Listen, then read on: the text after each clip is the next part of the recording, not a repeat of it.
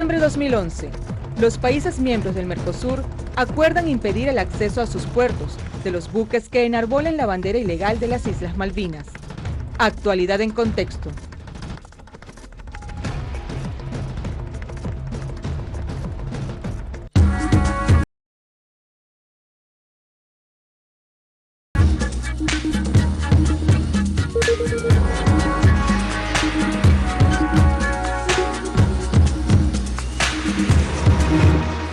System ever devised. Capitalism is the best system ever devised. Cuando hablamos de injerencia e intervención, se suele pensar en bombardeos y acciones de guerra. Sin embargo, hay una forma de invasión mucho menos ruidosa que las bombas, pero implacable en sus efectos al esclavizar a los países más débiles a través de sofisticados mecanismos financieros y comerciales. Al abrir mercados a Estados Unidos, habrá más inversiones. Uno de los mecanismos de injerencia empleados por la potencia del norte a lo largo de la historia para devorar la economía de los más débiles son los tratados de libre comercio. Los tratados de libre comercio son algo similar a lo que haría el león cuando reúne a los animales de la selva para comunicarles que van a ser devorados. Eso sí, democracia formal. Se firmó el TLC con Estados Unidos. Cuando los TLC se ponen en marcha, las invasiones militares, el financiamiento de grupos paramilitares internos, incluso los magnicidios, que han sido las estructuras de intervención tradicionales de Estados Unidos en América Latina, no tenían ya mucho espacio. Es el momento entonces de conseguir los mismos efectos, pero de una manera, te digo, formalmente más amable. Electrodomésticos, medicinas y alimentos ingresarán sin aranceles, lo que abaratará sus costos. Mundo sin fronteras. Hoy entra en vigencia oficialmente el Tratado de Libre Comercio con Estados Unidos.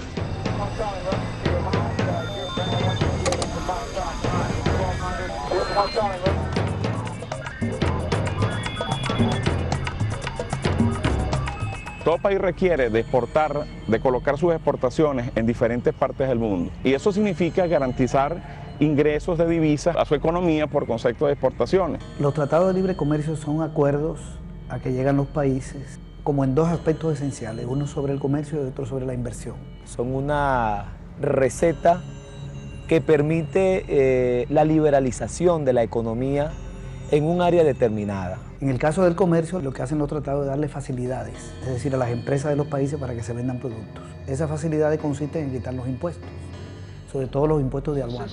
Desde las pequeñas empresas hasta los agricultores, les dará acceso a los grandes mercados del mundo. Habrá más productos estadounidenses en su país. Se beneficiarán de más opciones y mejores precios. En los tratados de libre comercio bilaterales se está hablando de minimizar los aranceles, eliminar las medidas de protección a la industria nacional, se está hablando de abrir los mercados internos a las importaciones de productos agrícolas. Es decir, un empresario de Estados Unidos, en el marco de un TLC con un país de Centroamérica, puede vender su producción en Centroamérica sin pagar el impuesto de aduana. Lo mismo los exportadores de Centroamérica en Estados Unidos. Eso se supone que es una facilidad, porque el arancel dificulta el comercio porque encarece el producto que viene de fuera. Pues las nuevas reglas de juego con libre acceso a su mercado permitirán mayores ganancias para los productores y empresarios. Por eso se llama libre comercio, porque no debe haber paredes, no debe haber muros de contención, sino que los productos deben pasar libremente, como podríamos decir, un comercio de preferencia, pues que todo pasa y todo sale. Entonces ese es un primer aspecto del tratado, facilitar ese comercio. Y el otro es darle facilidades a las empresas para que inviertan en otro país. Por ejemplo, una empresa de Estados Unidos puede ir a Chile, como hay un TLC entre Estados Unidos y Chile, y hacerle oferta al gobierno. Cuando el gobierno va a hacer compras, los ministerios van a hacer compras.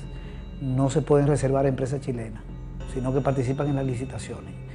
También un empresario de Estados Unidos puede ir y llevar su materia prima a Chile, desde Estados Unidos a Chile, si va a producir un bien, por ejemplo calzado. El gobierno de Chile no le puede exigir que sea materia prima chilena. Tiene derecho a llevarse toda la ganancia. El gobierno de Chile no le puede impedir que la ganancia que tenga en la moneda chilena la reinvierte en el país, sino que puede agarrar toda la ganancia, convertirla en dólares y llevárselo. La mayoría de los gobiernos le ponen restricciones a eso. Con los TLC todo eso se quita. Lo que tratan es precisamente de que se minimice al máximo la intervención del Estado y que se deje en manos de empresas privadas, transnacionales, el ejercicio del poder, de lo social, de lo económico y de los servicios.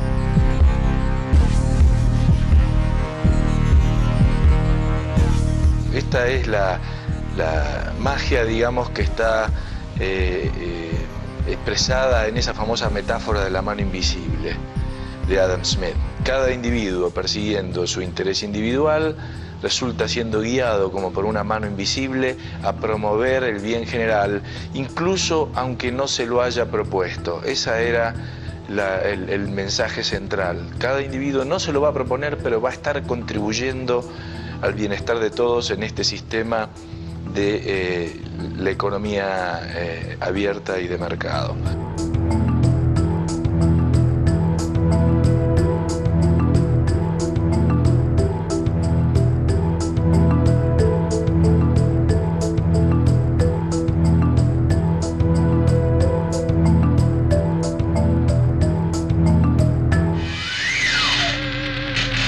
Esa economía neoliberal que tiene como ejes centrales la apertura de fronteras, la desregulación laboral y la privatización de empresas públicas, se convierte, ya digo, en el corazón de lo que va a ser la estrategia económica de Estados Unidos, principalmente hacia América Latina.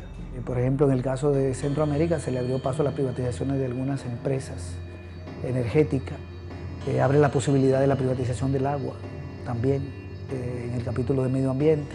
Áreas de salud, energético, la educación, deberían estar en manos de privados que ni siquiera representan una idea nacional, sino una idea de gobierno mundial. Se pasa de lo que es el mercado mundial a la economía mundial. Todo el planeta Tierra forma ahora una sola economía porque el capital deja de tener fronteras y puede colocarse en cualquier parte del mundo para explotar a trabajadores en cualquier parte del mundo y venderle sus productos en cualquier parte del mundo. If you seek social justice and human dignity, the free market system is the way to go. Los tratados de libre comercio venían en un gran paquete, en donde había condicionamientos del comercio de los bienes, el comercio de los servicios, las inversiones y, por supuesto, también las compras públicas. Es decir, hay muchas facilidades para que las empresas hagan negocio, ya sean vendiendo en otro país o llegando a ese país a invertir. Eso es más o menos lo que se consigue con los tratados, en términos generales, porque por supuesto no todo el mundo puede hacer negocio y exportar. Ahí es donde vienen quienes ganan y quienes pierden.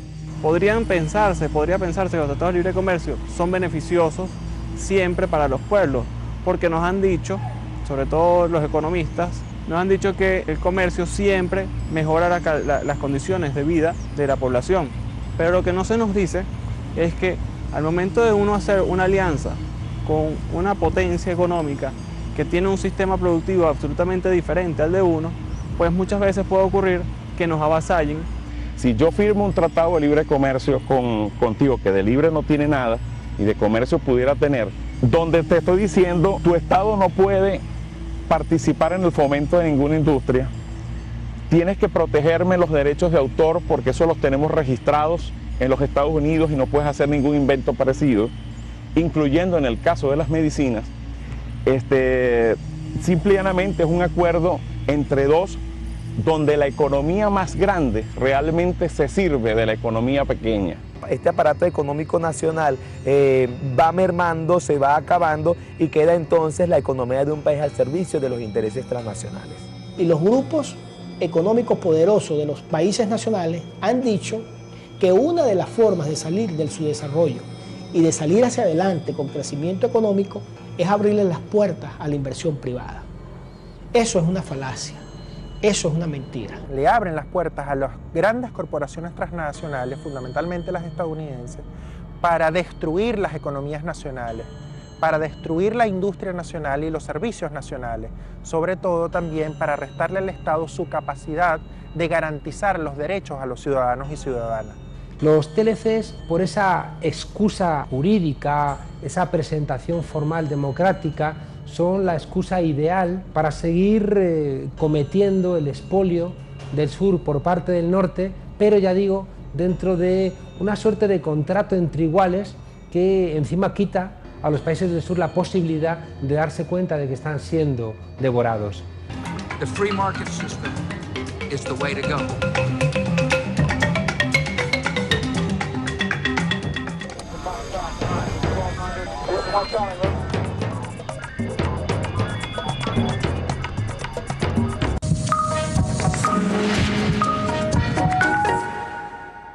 Documentales Telesur presenta 5 semanas.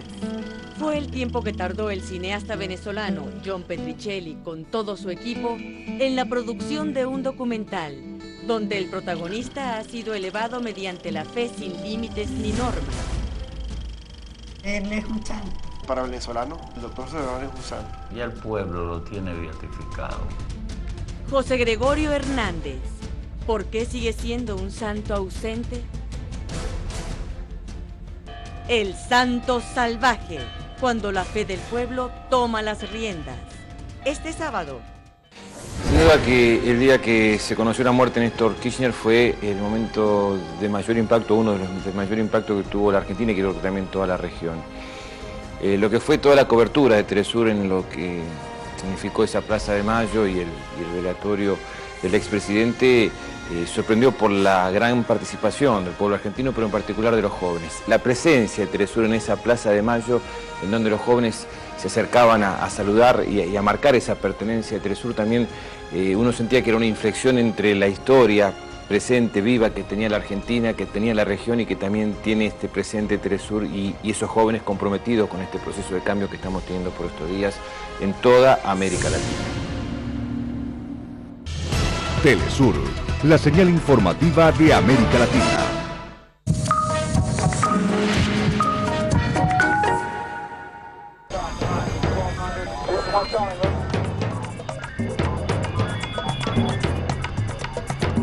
En las relaciones entre Estados Unidos y América Latina, lo fundamental para Estados Unidos ha sido siempre cómo integrar a América Latina y convertirla, como ha sido a lo largo del tiempo, en una periferia económica. Voices from the left and right are equating the free enterprise system with greed and exploitation and failure.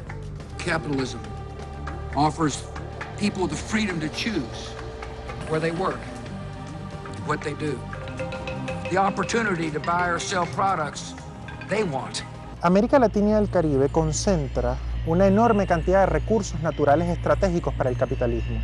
Estamos hablando de recursos que permitirán al capitalismo su reproducción y tiene una biodiversidad que no tiene otra región del planeta. De tal manera que esto la convierte en un territorio muy apetecido por la geopolítica imperial estadounidense. Para entender el origen de los tratados de libre comercio, conviene remontarse hasta el año 1890.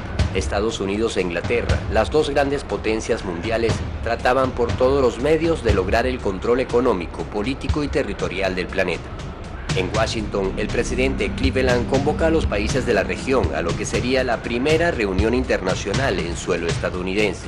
Se trataba de la primera conferencia panamericana, el germen de lo que años más tarde sería la Organización de Estados Americanos y que daría origen a los tratados de libre comercio.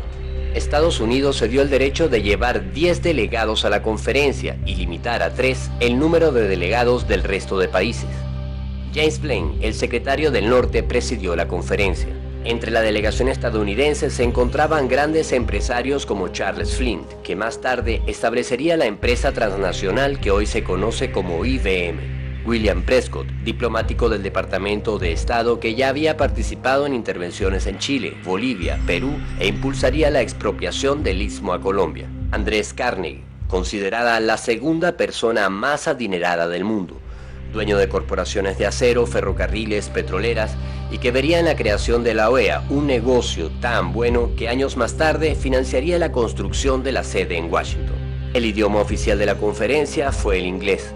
No hubo intérprete y a duras penas los delegados del sur pudieron participar en las discusiones. Cuando se propuso que las intervenciones extranjeras quedasen eliminadas para siempre del derecho internacional americano, Estados Unidos votaría en contra. Fue el único voto en contra al acuerdo de no intervención.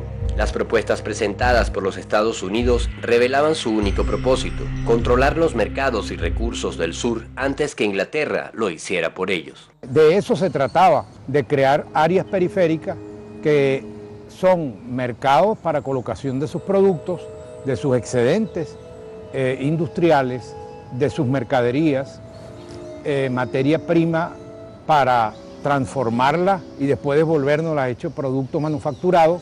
Y para olvidar el asunto de la no intervención, los simpáticos empresarios norteños llevaron a los delegados latinoamericanos a una gira de 6 semanas con todos los gastos pagos por Estados Unidos a conocer sus fábricas de máquinas, sus grandes almacenes, plantas de fabricación de acero, muebles, textiles y talleres de ferrocarriles.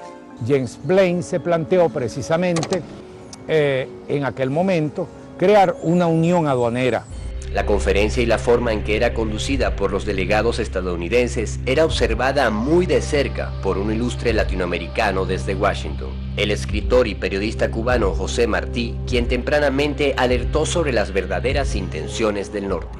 Lo que desde hace años vengo temiendo y anunciando se viene encima, que es la política conquistadora de los Estados Unidos, que ya anuncian públicamente por boca de Blaine su deseo de tratar de mano alta a todos nuestros países como dependencias naturales de este. No se equivocaba el ilustre cubano. Aquella conferencia marcaba el camino de la explotación económica del sur, disfrazándola de relaciones comerciales y de libre mercado. Integrar esos mercados a través del control arancelario a la política económica y comercial estadounidense. Y allí parte, digamos, toda esa estrategia. José Martí, a través de sus crónicas, denunciaría día a día la trampa que se tejía en la conferencia panamericana. Blaine está aquí por los manufactureros, porque les ha ofrecido buscarles por la política el modo de que vendan afuera sus productos imperfectos y caros como son, sin tener que rebajar las tarifas ni perder el mercado doméstico en el que mandan solos. El secretario de Estado y presidente de la conferencia, James Blaine, no escondía su filosofía de intervención y conquista. Con el control del canal interoceánico, con la anexión de Hawái y con la estación carbonífera en Santo Domingo, debemos ser amos absolutos del continente americano y de las aguas que lo rodean. Logrado esto, no hay plan de conquista territorial o comercial que no podamos ejecutar con éxito. Anexiones, intervención y conquista. 3 principios de los padres del libre comercio. Estados Unidos siempre ha intentado beneficiarse de los países que les podían brindar un mayor bienestar a sus ciudadanos. Cuando así lo entendieron, invadieron, pusieron gobiernos títeres. Esto lo sufrían países como México, el cual perdió la mitad de su territorio a manos de su vecino. Texas fue anexionado por Estados Unidos en 1845. Lo que hoy son los estados de California, Arizona, Nevada y Utah, así como parte de Wyoming y Colorado y el estado de Nuevo México, le fueron arrebatados por el Imperio del Norte en 1848.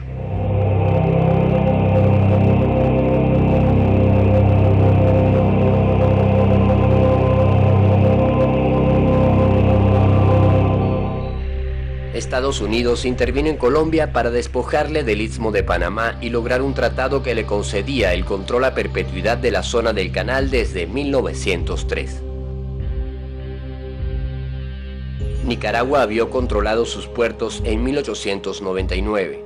Haití sufrió la invasión del norte en 1891. Chile fue objeto de tropas estadounidenses también en 1891. Guatemala es bloqueada militarmente en 1885. Argentina vio desembarcar marines en su capital en 1890. Brasil es rodeado por la Fuerza Naval estadounidense en 1894. Hawái simplemente dejó de ser un país independiente cuando Estados Unidos lo invadió y anexionó en 1893. Puerto Rico ha vivido la ocupación del norte desde 1898 hasta el presente. Respecto a Cuba, vivió la primera ocupación militar norteamericana en 1899 hasta 1902. Y mientras esto ocurría en el campo militar, se avanzaba en el terreno de las negociaciones, según ellos pacíficas, para imponerles acuerdos comerciales movidos por una ambición que no parecía tener límites. Los Estados Unidos parecen destinados por la providencia a plagar la América de miserias y hambre en nombre de la libertad. En nombre de la libertad. Sin embargo, eso no fue suficiente para el imperio, había que extraer más renta. Y esa extracción se hacía ya haciendo posible que las transnacionales se adueñaran de todos los recursos, no solamente de las materias primas fundamentales como petróleo, estaño, cobre, en los ejemplos que he citado, sino todos los alimentos, las medicinas, los saberes, los conocimientos, la vida toda de nuestros países. Ya a comienzos del siglo XX, Inglaterra había sido desplazada como competidora por la hegemonía mundial. Y así como había ocurrido en el siglo XIX, los Estados Unidos mantendrían su carrera de guerra y su fachada diplomática en la misma dirección de dominación. Entre intervenciones militares, invasiones y derrocamientos de gobiernos democráticos, perfeccionaría los instrumentos de hegemonía económica a través de las conferencias panamericanas y los acuerdos comerciales. Sustentan la tesis de que todo tiene que estar depositado en el mercado, de que el paradigma fundamental de la sociedad debe ser radicado en la propiedad privada, en el esfuerzo privado. Esta famosa consigna, este caballito de batalla de que la libertad es el fundamento esencial de las relaciones humanas, es un fundamento que echa por tierra todo el concepto de la justicia. Para los años 80, sobre todo para los años 80, el imperio, con Estados Unidos a la cabeza, decidió que la renta imperial debía incrementarse y diseñó el sistema económico neoliberal que permitió la extracción más expedita y todavía más expoliadora de la renta imperial. Generaron una matriz económica que potenciaba el ajuste neoliberal, que lo que iba a permitir era que los países del sur compraran los productos del norte. Nos aplicaron a todo el continente las políticas neoliberales. Nosotros, los venezolanos, tuvimos una reacción, la primera en el mundo occidental, contra las políticas neoliberales.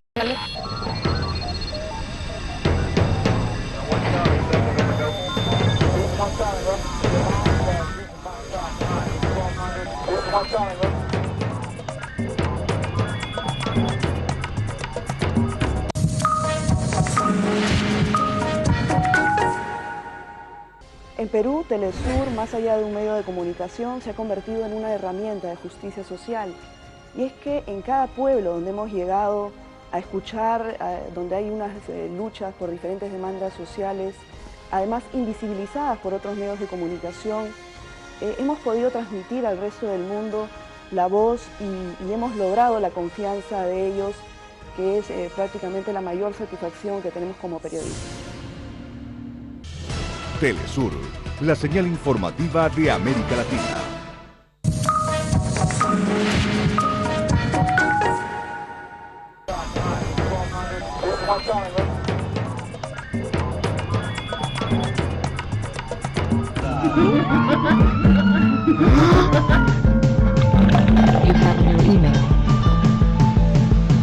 Los TLC han terminado siendo la nueva estrategia de las grandes corporaciones transnacionales apoyadas por el gobierno de los Estados Unidos para imponer la liberalización de todos los mercados del continente en favor de la exportación de mercancías y de la exportación de capitales procedentes originarios de los Estados Unidos. A finales de los años 80 ocurrirían importantes cambios en el mundo.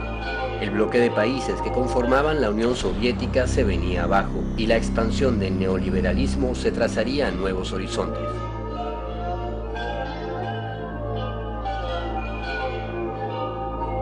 En 1989 se cayó el muro de Berlín y en 1991 se resquebrajó lo que se llama el socialismo real y fundamentalmente la Unión Soviética. A partir de allí hubo un nuevo contexto geopolítico en la humanidad. No había una balanza de proyecto capitalista versus proyecto socialista. Todo parecía indicar que el capitalismo era como especie de un sistema eterno. Ellos, por supuesto, pregonaban esto a los cuatro vientos. Ya el comunismo no era una amenaza, ya el socialismo no era una amenaza. En ese contexto nace, sin duda alguna, la proyección de Estados Unidos de controlar las economías para hacer posible más dependientes esas economías pequeñas.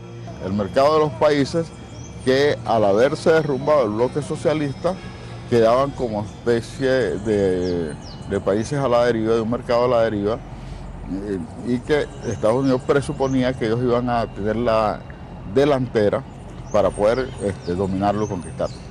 Pero no fue así. Fue la Unión Europea quien hasta ahora ha sacado más ventaja de eso. Allí empieza entonces el gran fortalecimiento del imperialismo europeo. Una década después de concluida la Segunda Guerra Mundial, las principales potencias europeas establecían alianzas para conformar un bloque económico y político que además adoptaría su propia moneda desplazando al dólar. Paralelamente, las economías china, rusa e india harían sentir su peso en la lucha por la hegemonía mundial. Empezaban a surgir nuevos centros hegemónicos en el capitalismo mundial. Eso llevó a Estados Unidos a replantearse sus políticas y sus políticas hacia América Latina. Los tratados de libre comercio eran precisamente el plato fuerte del norte para dominar los mercados y recursos del sur. Su primer tratado de libre comercio, que podríamos decir reconocido y el cual está todavía en ejecución, fue el tratado que firmó en el año 1994 junto con Canadá y México. Los negociadores estaban a puerta cerrada. La firma se hace en 92 y entra en vigor el 1 de enero de 94. Te ofrecen un mercado libre norteamericano, vamos a abrir las fronteras, las mercancías mexicanas se van a poder colocar en el mayor mercado del mundo, que es el norteamericano. Bueno, los funcionarios, ¿no?, del gobierno mexicano estaban fascinados, ¿no? El pueblo no. O sea, hubo mucho rechazo en el pueblo, pero era el primer tratado de este tipo que se hacía en el mundo. Entonces no había experiencia de los pueblos, no sabíamos qué tan lesivo iba a ser, o sea, se percibía que era un tratado que iba a dañar evidentemente al más débil. Why would Canada want to sign this agreement? Why would Mexico want to sign agreements which prevent it from dealing with pollution, which prevent it from following policies that they see as in the interest of the people? Well, one reason is that they want access to the U.S. market. They want to be able to trade with the U.S. Because it's a big market. And especially for countries that are anywhere close to the United States, it is the most important market to be selling to. So in this, what the United States is able to say is, well, if you want access to our market, you have to do what we tell you. Entonces, ¿qué hay que hacer? Pues levantar aranceles, destrabar restricciones, que en México eran fuertes, había restricciones proteccionistas, porque viviendo al lado del país más poderoso y agresivo, ¿no?, económicamente del mundo, que es Estados Unidos, se tuvo que poner una legislación proteccionista que impedía la entrada de inversión extranjera en ciertos sectores que se consideraban estratégicos para el país, como el petróleo. En ese tratado de libre comercio se asegura Estados Unidos de que México le colabore con aproximadamente 1.300.000 barriles diarios de petróleo, lo cual es vital para la economía de los Estados Unidos, porque ese es un país que se consume más del 22-23% de los recursos energéticos de la tierra.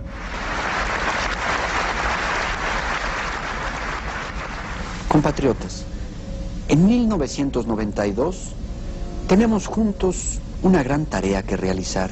Lo que pasa es que se me acaba de ocurrir que ahora con lo del Tratado de Libre Comercio, los americanos y canadienses ya no solo vendrán a divertirse, vendrán a invertir. Vale la pena, compatriotas.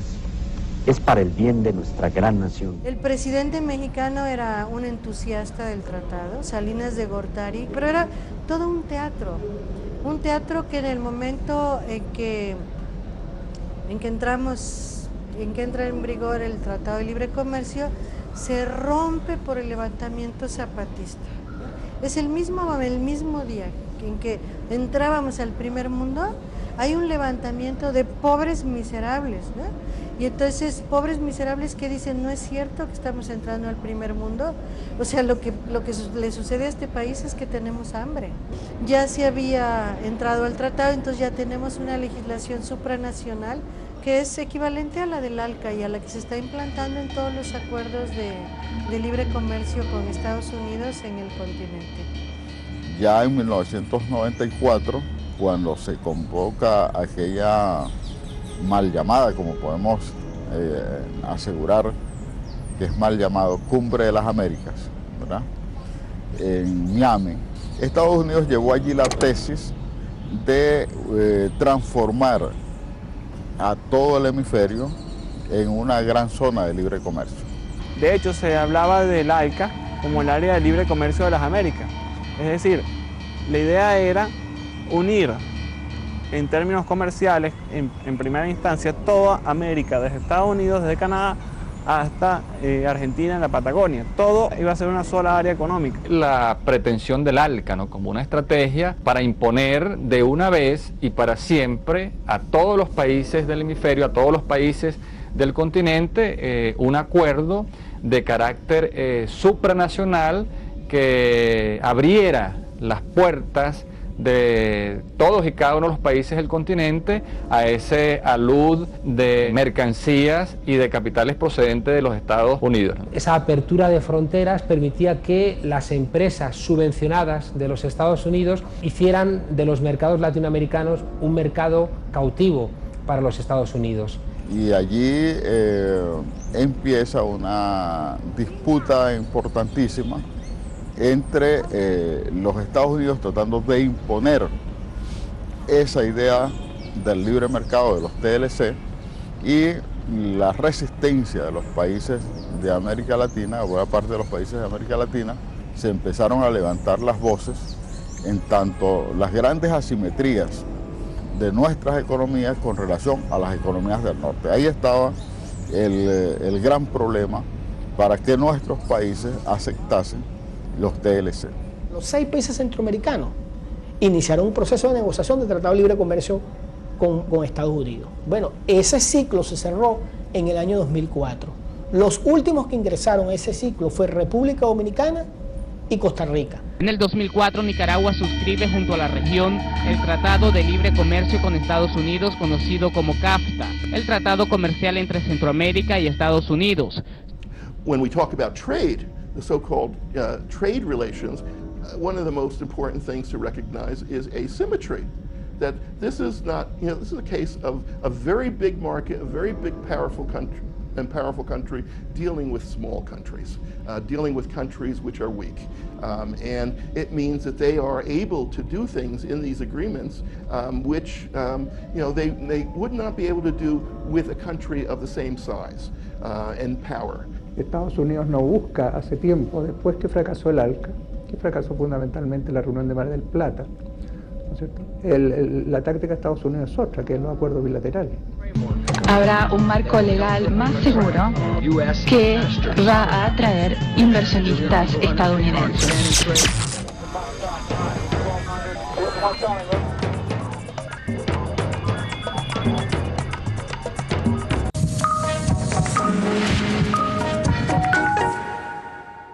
En un aniversario más de la mayor masacre de indígenas en el occidente de El Salvador, el pueblo de Izalco particularmente nos contó cómo era la experiencia traumática de esos sucesos. Especialmente relató los testimonios y nos conmovió tanto que Telesur llegó ahí para registrarlos. Una de las voces más elocuentes fue la de la señora Catalina Cortés, quien nos explicaba que Telesur tenía que ser el caracol marino que por el viento llama. Telesur, la señal informativa de América Latina.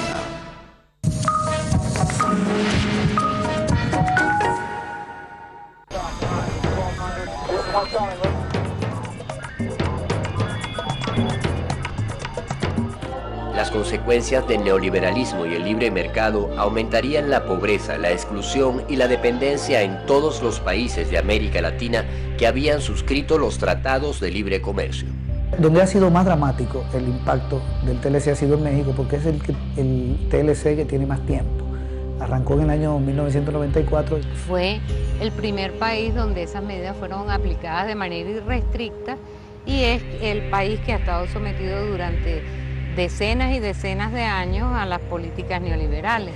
Durante mucho tiempo después de la revolución había un acuerdo social que hacía que el Estado estuviera proporcionando créditos, precios de garantía a los campesinos, bueno, y eso permitió florecer al campo.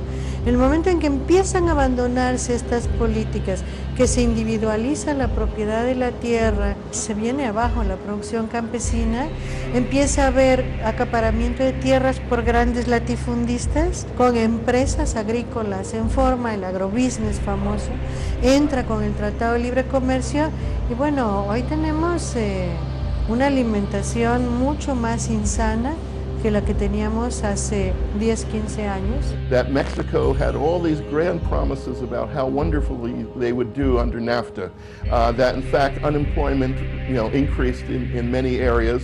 In agriculture, there was a complete wiping out of the old social relations in agriculture, and in all industries producing for local markets, those have been completely wiped out. Ha inundado también a México de productos agropecuarios, sobre todo al extremo de que México, que importaba el 5% del maíz que comía, hoy está trayendo de Estados Unidos el 40%.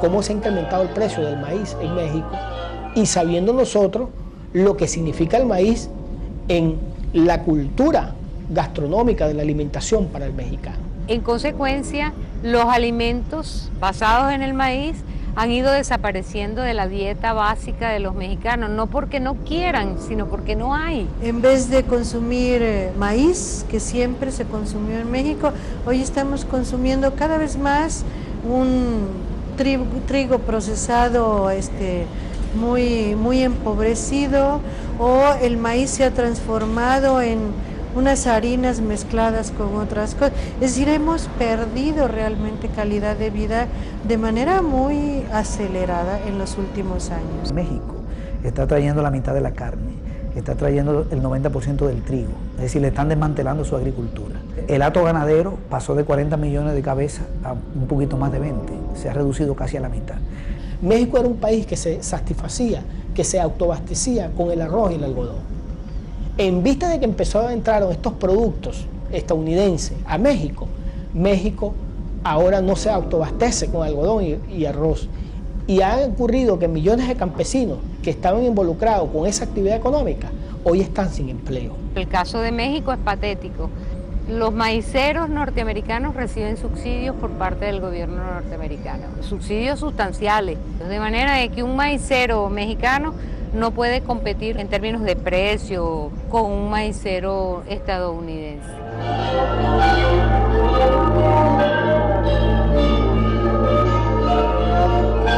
Entonces ellos hacen pasar este apoyo, estos subsidios al campo en Estados Unidos, pues como un apoyo legal, ¿no?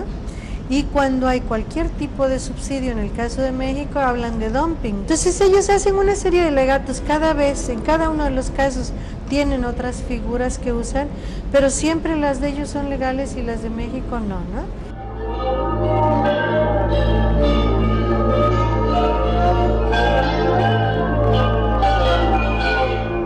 México hoy tiene más deuda externa que cuando se firmó el Tratado de Libre Comercio. Claro, tiene más deuda externa porque su economía entró en recesión, porque su aparato productivo ya empezó a tener problemas a sectores que producían para la economía mexicana y obviamente eso implica, ¿verdad?, que México tiene que tener mayor dependencia pues del crédito privado internacional. Consecuencias similares a las sufridas por México las han vivido también aquellos países que firmaron el Tratado de Libre Comercio de Centroamérica y parte del Caribe, conocido como el CAFTA. Ahora, ¿qué ha pasado en Centroamérica? Centroamérica ha logrado alcanzar los niveles de empleo que se decían que se iban a conseguir. Es falso. En el caso de Centroamérica ha aumentado el desempleo en El Salvador, que es el país o uno de los países que tiene más dependencia de las importaciones agrícolas, y ha aumentado el desempleo también en Guatemala. Honduras también ha crecido el desempleo y Costa Rica no hay datos todavía porque el TLC apenas acaba de arrancar. Ha sido terrible.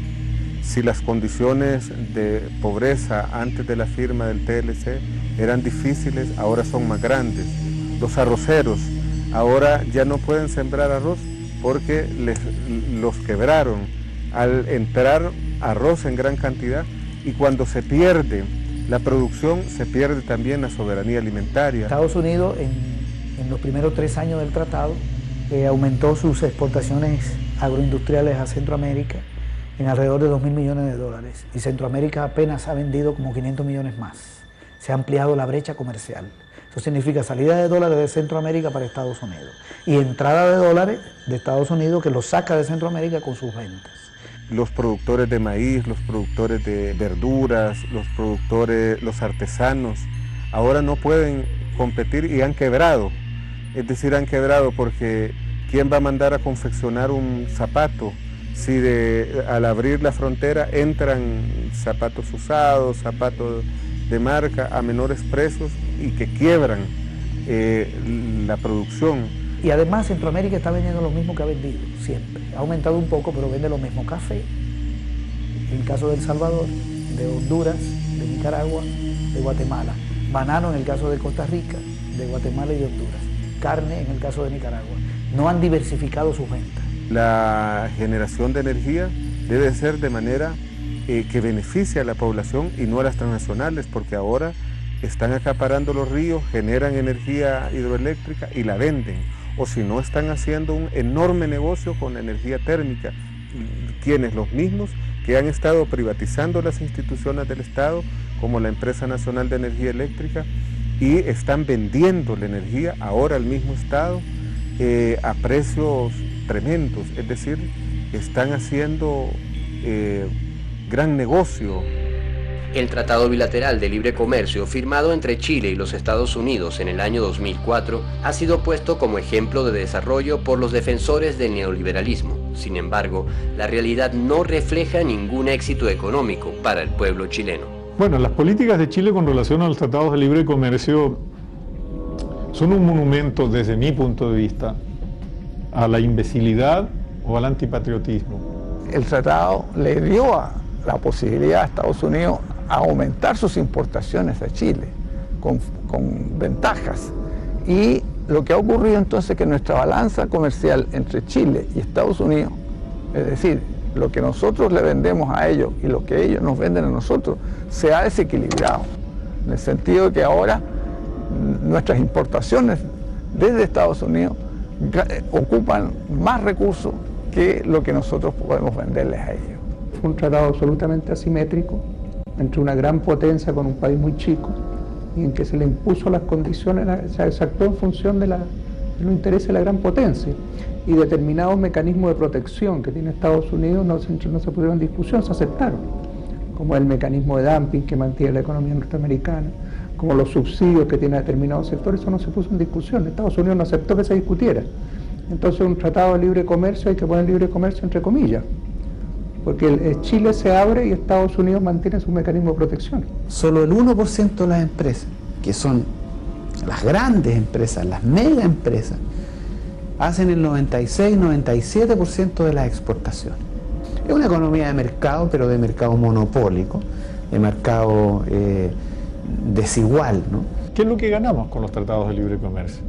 Ganan con los tratados de libre comercio las empresas internacionales que vienen aquí a producir vino, a producir cobre, a producir salmones, a producir madera, a destruir el entorno y el medio ambiente de este país. Ellos ganan, desde luego, porque pueden llevar sus productos para todos los sitios sin que nadie les diga nada. Pero el pueblo de Chile, ¿qué es lo que gana?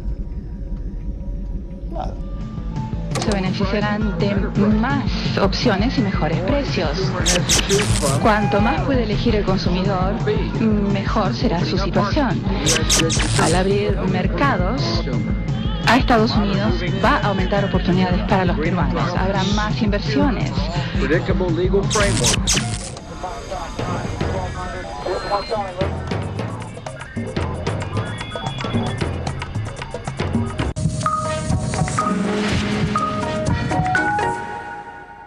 Lamentablemente, Honduras se ha convertido en el país más peligroso de Latinoamérica para ejercer la profesión del periodismo. Sin embargo, durante todos estos meses, recorriendo las calles a través de todas las noticias que hemos tenido que retratar, uno siente el calor del pueblo, de la sociedad hondureña, que no olvida la presencia de Telesur en este país desde el golpe de Estado hasta la fecha.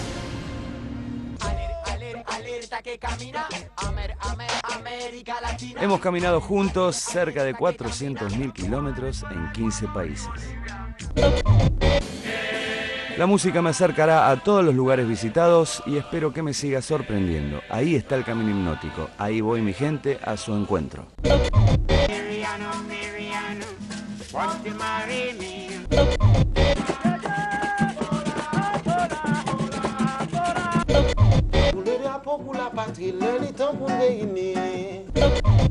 Cruzeiro da Bringa, no batente da capela, eu acendi uma vela.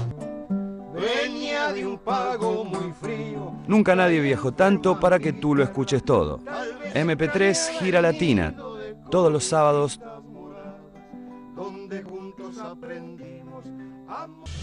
Telesur, la señal informativa de América Latina.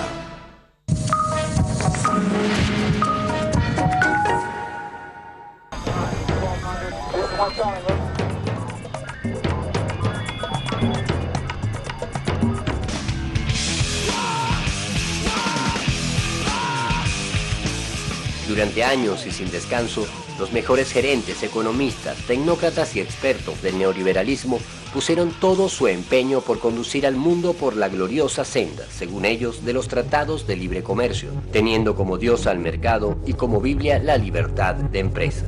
Pero sus cálculos sobre un capitalismo floreciente y prometedor en su propia tierra resultaron errados. Aplicará medidas para frenar la crisis económica que produjo más de 1 millón de nuevos desempleados. El déficit del presupuesto federal de Estados Unidos saltó a 192.300 millones de dólares en marzo. El déficit será de 1.750.000 millones de dólares. El hasta entonces omnipotente capitalismo se derrumbaba en todo el mundo ante las narices de sus más firmes defensores. I understand their worry and their frustration. We've seen triple-digit swings in the stock market. Major financial institutions have teetered on the edge of collapse, and some have failed. ¿Quién iba a pensar que en el siglo XXI, en sus inicios, se iba a derrumbar como castillos de naipes esa ideología que se presentó como ciencia, como el fin de la historia, el neoliberalismo, el consenso de Washington, el capitalismo salvaje? Pero aquello ocurrió, y sí. El capitalismo está atravesando sus peores crisis, ¿no? Porque es una crisis global, es una crisis internacional. La crisis capitalista hoy no es una crisis financiera cualquiera, es una crisis integral, es una crisis sistémica, es la crisis de todo el sistema capitalista mundial. Esa crisis arrancó con el problema del pago de las viviendas en Estados Unidos y tiene un antecedente que es la llegada de George Bush, hijo, al gobierno en el año 2000. I know many Americans have questions tonight. How did we reach this point in our economy? How will the solution I propose work? And what does this mean for your financial future? No se limitó única y exclusivamente al sistema financiero, se extendió hacia sectores industriales. Veamos cómo grandes catedrales del capitalismo, ¿no? Los grandes íconos de la economía capitalista mundial, o sea, se están tambaleando y se están desmoronando. Veamos qué pasa con la Chrysler, qué pasa con la Ford, ¿no? Qué pasa con las instituciones financieras que se desplomaron, lo que pasa con Volkswagen, con Porsche, ¿verdad? Son símbolos, ¿no? De lo que era la otrora sólida economía capitalista mundial, como hoy en día se resquebraja y se desploma. Esas compañías han lanzado montones de gente a la calle, han hecho elevar el desempleo a unos niveles importantes dentro de los Estados Unidos, y la solución que da Estados Unidos es reunirse con las 20 economías más importantes del mundo y decir que va a reflotar el Fondo Monetario Internacional y al Banco Mundial. ¿Y cómo lo va a reflotar? Inyectándole cantidades de dinero, como también lo han hecho para la compra de los bancos. Pero ese dinero es inorgánico. En otras palabras, eso es papel moneda que le están metiendo a esos bancos y que más tarde o más temprano va a generar un clima de inflación como el que se vivió hace 20 años en varios países del Cono Sur. La crisis actual ha afectado, como tiene que ser, más a los países que estaban atados al carro del imperialismo norteamericano, a los países que firmaron el TLC. Y en las etapas de boom económico, todo funciona a todo vapor. El empleo, digamos, aumenta, los salarios también suben y, digamos, el crédito fluye de una manera grotesca, es decir, todo funciona a crédito. Ahora, ¿qué es lo que está pasando hoy? Lo que está pasando hoy es que se cierra el crédito, bajan los salarios y aumenta el desempleo. Entonces, hoy día lo que estamos siendo es la economía más afectada de América Latina por la crisis en curso. Está agotada una economía donde la riqueza se concentra en un número reducidísimo de la población. Hoy hay millones de personas que a duras penas sobreviven con apenas $1 de ingreso diario, pues no les alcanza ni para comer. Entonces allí están justamente los fenómenos que están erosionando y que están descalabrando la economía capitalista mundial, que se basa en Estados Unidos, en Europa, en Japón. Mientras el capitalismo global demostraba su gran fracaso, el Imperio del Norte haría un último intento por restablecer el ALCA en la región. En el 2005, en la reunión de presidentes, el gobierno de Estados Unidos intentó que en la declaración, en la reunión que se hizo en Argentina, en Mar del Plata, saliera un parrafito donde se planteara reiniciar la negociación del ALCA. Poco le duraría al imperio la ilusión de concretar sus planes. Las palabras del entonces presidente argentino resumirían el rechazo del sur al proyecto imperialista del ALCA. Igual tratamiento entre países poderosos y débiles, igual tratamiento entre economías altamente desarrolladas y economías emergentes, no solo es una mentira, sino que además resulta una trampa mortal. Trampa que primero atrapa y afecta a los débiles, pero que luego de un modo u otro también termina llegando a los poderosos. Nuestros pobres, nuestros excluidos, nuestros países, nuestra democracia ya no soportan más que sigamos hablando en voz baja. ¿Qué quieren nuestros pueblos? No un área de libre comercio, no, quieren un área libre de pobreza. Nuestros pueblos quieren es un área libre de desempleo. Nuestros pueblos quieren es un área libre de exclusión social, libre de analfabetismo, libre de mortalidad infantil. Es fundamental hablar con mucho respeto y en voz alta para construir un sistema que nos vuelva a contener a todos en un marco de igualdad, nos vuelva a devolver la esperanza y la posibilidad de construir, obviamente, un mundo distinto. La delegación de Estados Unidos saldría derrotada de la cumbre de Mar del Plata. Lo que planteaba el sur no solo era un contundente rechazo al neoliberalismo, el sur también tenía sus propias propuestas de integración y en ellas no cabía el ALCA. El gobierno de Venezuela lanzó una iniciativa como una alternativa que es el ALBA, que inició en diciembre del 2004 con un proyecto entre Cuba y Venezuela, un proyecto muy grande que incluye muchos componentes sociales de salud, de educación, y luego se fueron incorporando otros países a esa iniciativa del ALBA, como Bolivia, Dominica, Nicaragua ya con el gobierno sandinista y Honduras. El fortalecimiento del ALBA como una alianza política, económica y social en defensa de la independencia, la soberanía, la autodeterminación y la identidad de los países que la integran y de los intereses y aspiraciones de los pueblos del sur frente a los intentos de dominación política y económica. Las propuestas del ALBA no están centradas en rebajar aranceles para que fluya la inversión extranjera. Las propuestas del ALBA están centradas en justamente resolver, en primer lugar, los problemas de empleo, que la gente tenga trabajo digno, decente. Fortaleciendo y dinamizando los mercados internos, armonizando los novedosos esquemas de integración regional recientemente surgidos en América Latina y el Caribe, incorporando nuevos actores a los sistemas económicos, consagrando la soberanía alimentaria, perseverando en nuestros proyectos energéticos, anulando el neoliberalismo. No se trata de que los empresarios de un país aplasten a los de otro, sino de que se complementen las economías. Y además incluye el componente social, que nunca está en los tratados de libre comercio. Se está convirtiendo en una alianza de pueblos para construir la unión que permitirá la liberación definitiva de nuestra América. Constituyámonos en un entorno que tiene una lengua común, una historia común, una cultura común, intereses comunes, para hacerle frente al resto del planeta en condiciones que se asemejen a algo que se pueda llamar la igualdad y no sencillamente de vasallo a señor. Siento que llegó la hora para combatir a ese sistema, a ese modelo económico que está haciendo tanto daño a la vida y a la humanidad. ALBA es una gran esperanza para los pueblos de Latinoamérica, pero también con mucho aprecio, reconocimiento en todo el mundo. Mientras el sur consolidaba su integración, en los Estados Unidos se elegía por primera vez un presidente afroamericano, cuyo discurso de campaña se basaba en la palabra cambio.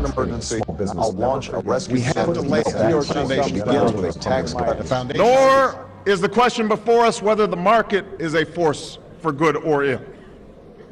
Its power to generate wealth and expand freedom is unmatched. But this crisis has reminded us that without a watchful eye, the market can spin out of control. The nation cannot prosper long when it favors only the prosperous. Más allá de esa diferencia y de ese discurso, la política del norte hacia América Latina no ha cambiado. El mandato del nuevo presidente Barack Obama se inicia con frontales ataques a la integración del sur, al derrocar en Honduras a una de las democracias de la Alianza Bolivariana mediante un golpe de Estado y al instalar 7 bases militares estadounidenses en Colombia. El ALBA como proyecto de integración del sur es un horizonte que el imperio no está dispuesto a permitir. Por supuesto, habrán siempre algunos enemigos. Siempre habrán alguna gente que no quiera la igualdad. Estamos convencidos de eso. Pero lo más importante es estar con el pueblo, escuchar al pueblo, aprender del pueblo para seguir sirviendo a los pueblos de Latinoamérica. El largo y doloroso camino recorrido en la historia común de 2 siglos nos enseña que solo tenemos una alternativa: unirnos, luchar, vencer. Es que estamos demostrando, a pesar de que ellos lo niegan y tratan de taparlo, todo lo que podemos hacer uniéndonos y rompiendo el modelo capitalista, porque esto es socialismo, humanismo. Estamos aquí construyendo esa América nuestra, esa patria grande con la que soñó el Libertador, con la que soñó Martí, con la que soñó Eloy Alfaro.